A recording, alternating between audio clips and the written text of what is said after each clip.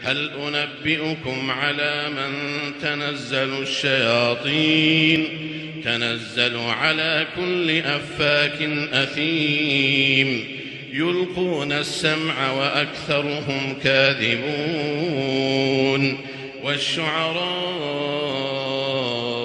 يتبعهم الغاوون ألم تر أنهم في كل واد يهيمون